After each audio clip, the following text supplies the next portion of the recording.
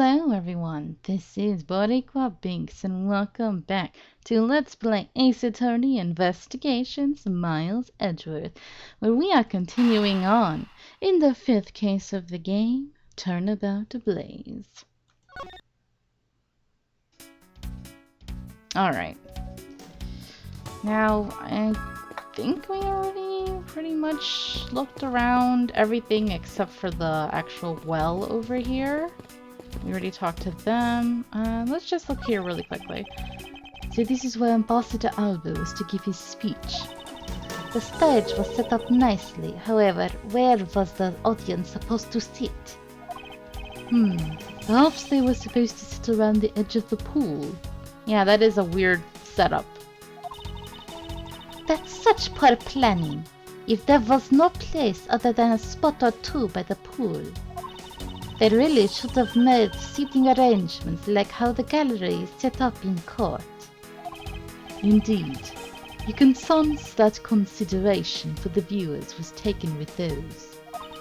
So in the end, the speaker and his audience were to stand the whole time, huh?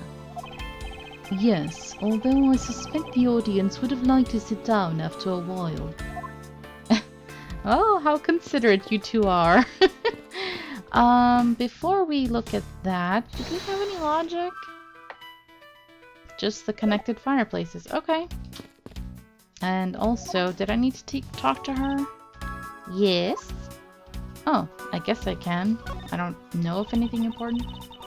Tonight, in this very rose garden, the Alabastian ambassador, Kirkus Alba, was to give a commemorative speech. Yes, we know. A very key commemorative speech at that. And including Agent Lang, the security detail was very tight. But as if to mock our efforts, the Yatagarasu appears. Then, just like that, the thief vanishes and starts a fire at the Babalese embassy. Interesting. And you are sure it was the Yatagarasu who appeared here? Of course.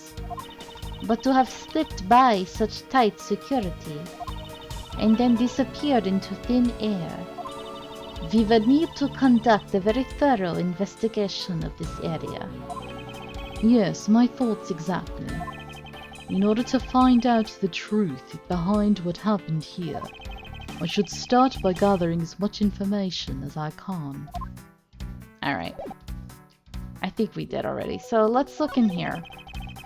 There are roses scattered on the surface of the water, creating a pleasant fragrance.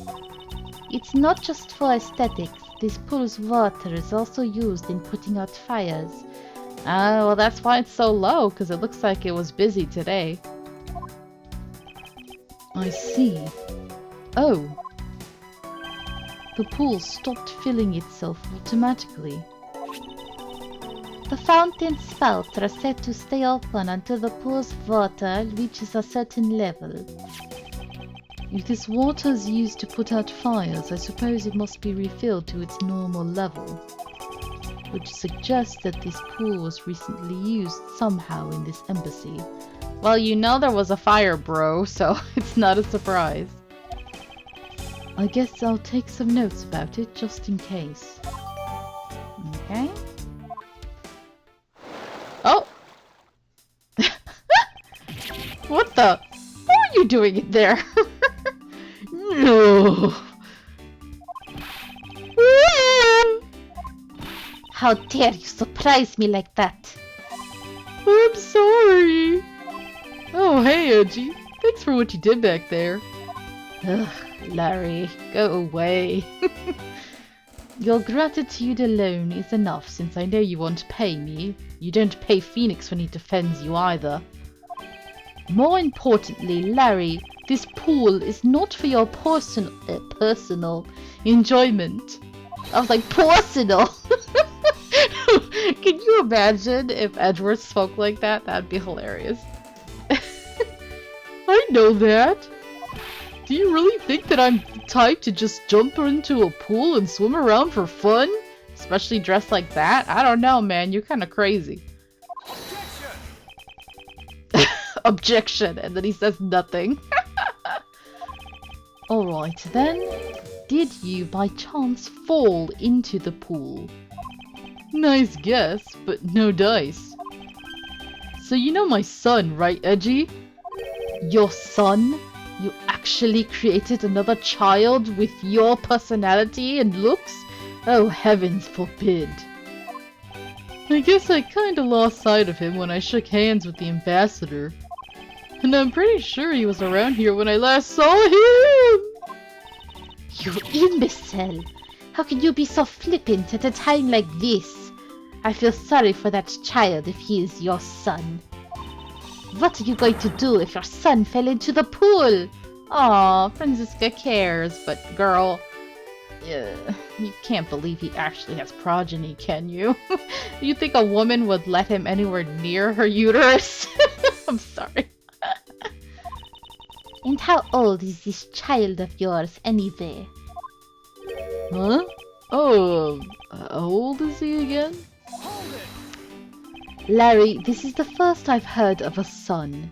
Who exactly is the mother? Who is foolish and sorry and pathetic enough to have become your victim? Who? The mother? Oh, that chick, the pink princess. Blech, throwing up a little at the thought of that. Blech. The pink princess, that old lady, she could still have children. Oh god.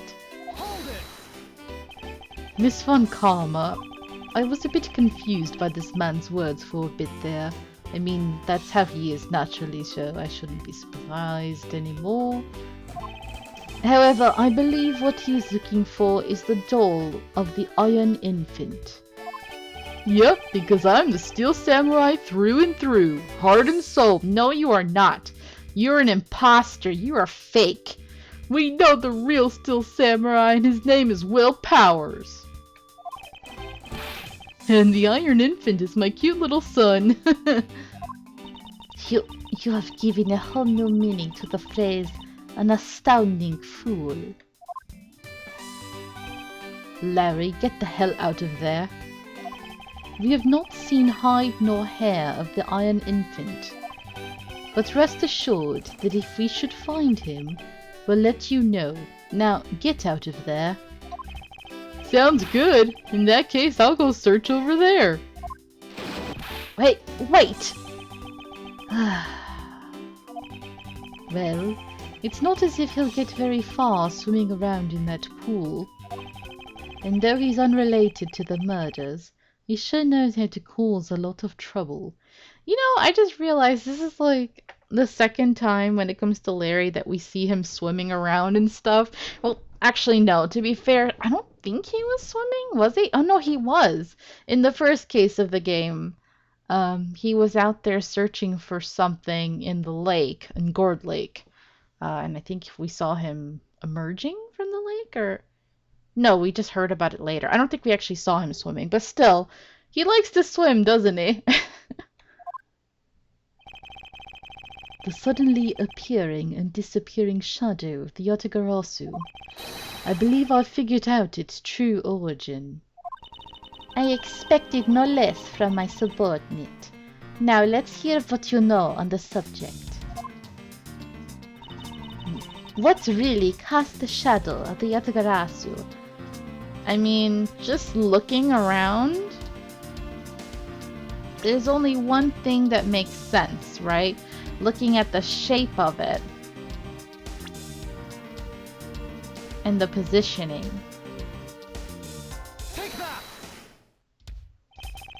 The suddenly appearing and disappearing shadow of the Yatagarasu. Is it not possible that it was created by this statue?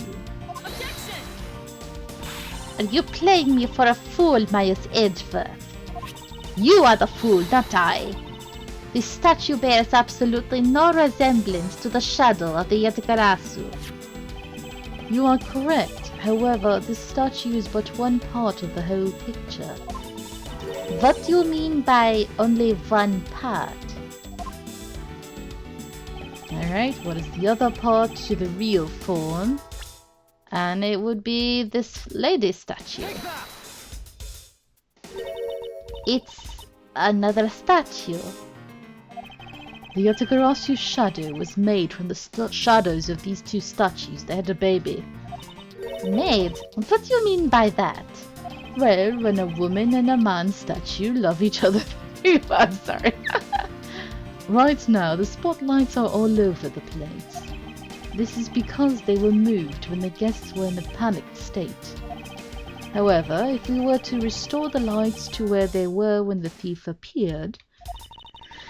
You believe that the two statues will create the Yatagarasu's shadow? Precisely.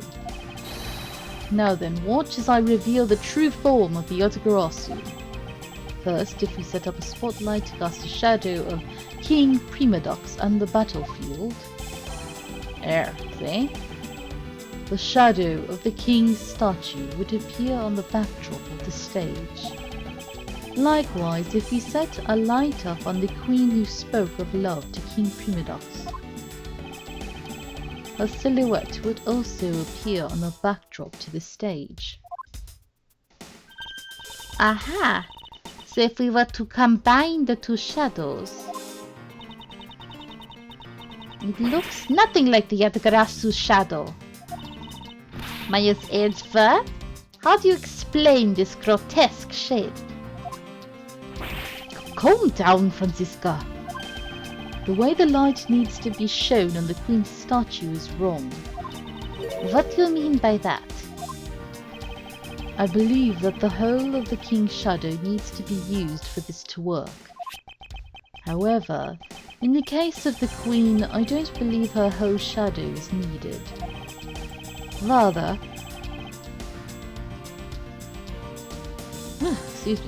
the person who created the shadow only used one part of her shadow. Only one part? Yes, and that one part alone is enough to fill in the rest of the Yatagarasu shadow. How convenient they showed it to us, but even then, looking at the shape, it's pretty ridiculous. Like, I don't think it really matches what the actual statue looks like, but whatever. Why didn't you say that in the first place? You're right, I apologize. Just dragging this out. I mean, look at that! The only thing that could possibly be causing that shape, 5 things, is her hand. But look at her hand, it looks normal. The shadow doesn't look anything like that. That's so stupid. Think back to what is missing in our shadow. 5 long, thin areas, correct? Now, what does that remind you of? Ah! That's right. It can only be the shadow of the Queen's left hand. Franziska, can we please adjust the spotlight's position so that it only shines on the Queen's left hand? Alright, let's give it a try and see what we get. No, it looks so stupid. Whatever. See how much longer some of the fingers look? Like, come on. It's... Yeah, this is exactly like the shadow I saw. The culprit must have changed the spotlight's positioning beforehand. I mean, what do they think that is? They think that, what, the Yatagarasu is wearing a headpiece? Or they think they have wings? Like, what do they think? They see that and they're like, oh, that's the Yatagarasu. That just looks like a weird bird thing to me? I don't know. It's just so strange.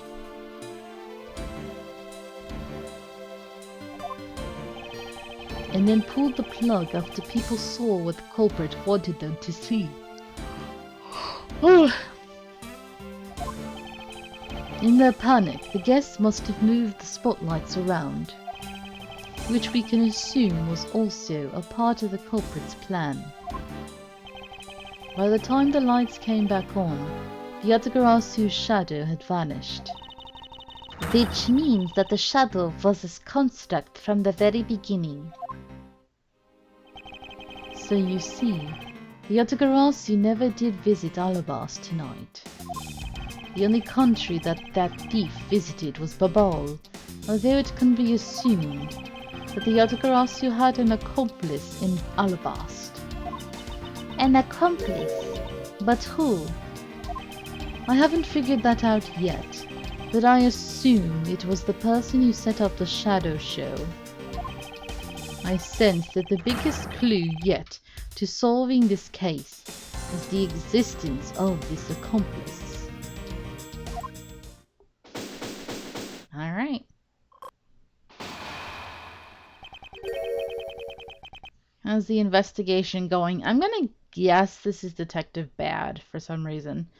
How's the investigation going? Yep, I was right.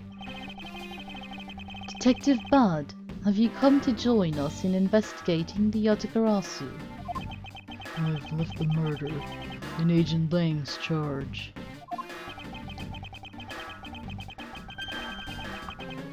And my only target from the very beginning was the Yatagarasu. So yes. So, what have you found out? I got a piece of evidence. May I see it? Sure, but you might regret it. We're here because we are ready to face whatever may come. So if you please. When people heard the commotion, bystanders started gathering. And one woman claimed, I'm telling you, I'm a genuine international journalist. I'm sorry, I've screwed that up, but I was trying to have Bad, like, imitate that accent. It'd be so weird, right? She gave me an interesting picture. I mean, we already know who he's talking about. Thank goodness we didn't have to actually speak to her directly. A journalist with an accent and an afro? Oh god. Well, actually, she's a freelance cameraman. This is the photo I got from her. Oh? What in the world? The Yatagarasu is flying through the air. Oh god, not this again. The times, they are a-changing. You know that song, right? It's not just man, but evidence. Even they lie to us now. When was this photo taken? Apparently, right after the fires, when the 4th and 5th floors were put out. It was taken from a nearby building. You can see the embassy from. I see. So this was taken after the fire. Okay. The blur in this picture took off from the Babalese embassy, flew over the boundary, and headed for the embassy of Alabast. Objection! This is simply not possible. People are incapable of flight. Is that a fact? I seem to recall we've had this discussion before. Yes, I've had it 2 times before. Well, you know what they say, 3 times the charm, maybe? I've had the pleasure of dealing with a case involving a flying person once. Francisca's like, don't remind me. Actually, come to think of it, I've come across a case like that as well. 2, actually. Both times I had to deal with your boyfriend as well. Maybe it happens more often than we think.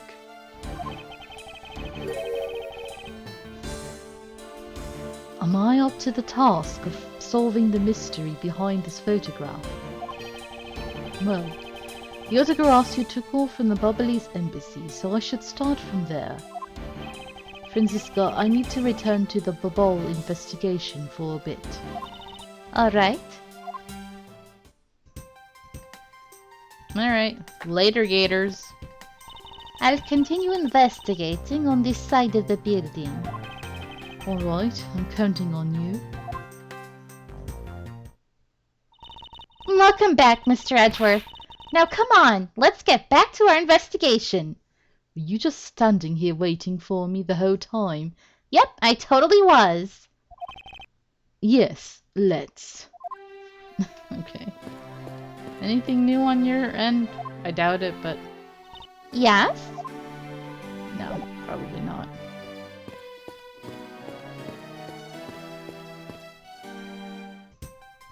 Oh, we're back here, huh? Oops. Sorry.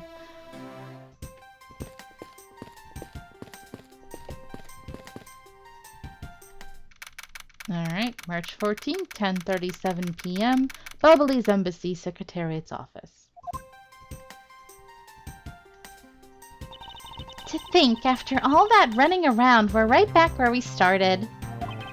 It would appear that way. Hi, Mr. Edgeworth. Have you found Manny's killer yet? I'm terribly sorry, Ambassador Paleno, but I've yet to find his killer. Then I guess his murder really was the work of the Yatagarasu. Let's get one thing straight. It was the work of the fake Yatagarasu. The real Yatagarasu is a noble vigilante who is only out to steal the truth. Miss Faraday, please don't make such a sad face. If there's anything I can do for you, all you have to do is ask, alright? Mr. Paleno. Actually, there is one thing you can do. Will you allow us to take another look around? We didn't have enough time to conduct a thorough investigation earlier. Oh, sure. Please feel free to investigate to your heart's content. Also, there are a few questions I'd like to ask you personally, Ambassador. If it will bring a smile back to Miss Faraday's face, then I'll gladly answer anything. Thank you, Mr. Paleno. You're a total gentleman. You don't have to waste such nice words on me, little miss. Hey, Sir Paleno. Those two sure got chummy awfully quickly.